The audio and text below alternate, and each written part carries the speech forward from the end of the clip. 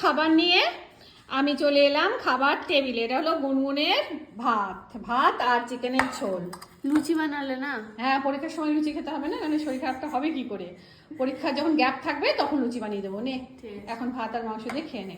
এ নাও, তোমারটাও দিয়ে দিচ্ছি। এই শশা এনো না একটুখানি, শশা নিয়ে একটা। বেশ কিছুদিন আগে আমি ডাল ফেলার বলে একটা ভিডিও শেয়ার করেছিলাম, যেটা ঠাকুরবাড়ির রেসিপি ছিল।